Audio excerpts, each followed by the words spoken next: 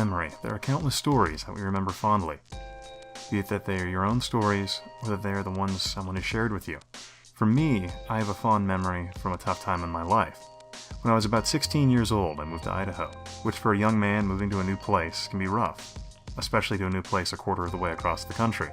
So for me, as an awkward young teenager, I stayed in my room most of that summer, and I played video games.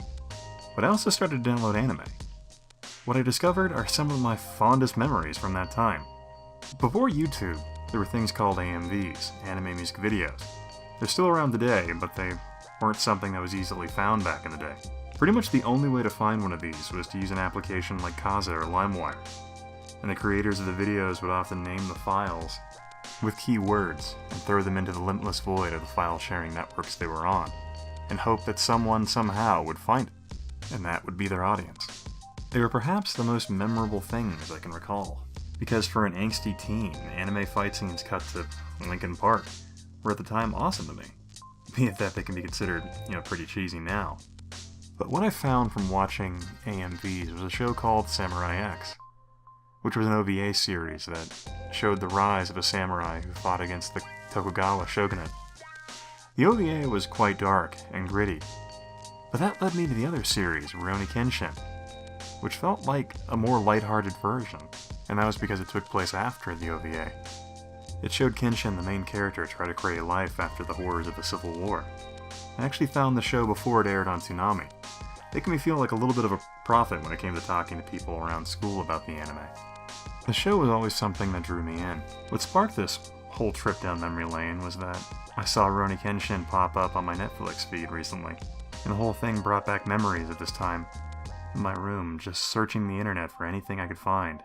And those searches were often unfocused, so I didn't quite find what I was looking for every time. But if you remember the internet in 2002, you'll remember downloading a file bigger than 100 megs often took several days when downloading it off file sharing sites. So there was always a great excitement and wonder about what you were getting, and hoping that someone hadn't renamed some other file to match what you were looking for that was completely different. A show I remember really fondly from that time in my life also is an anime called Golden Boy.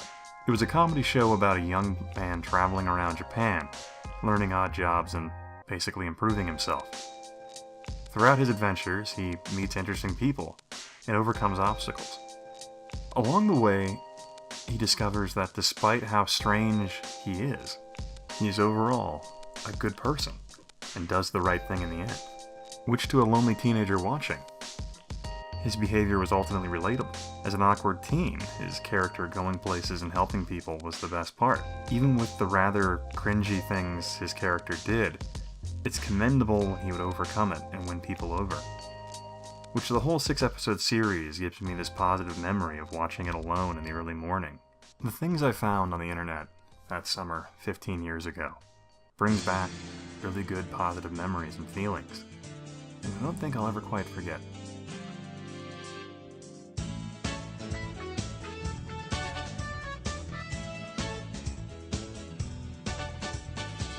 Hey, thanks for dropping by and watching this trip down memory lane.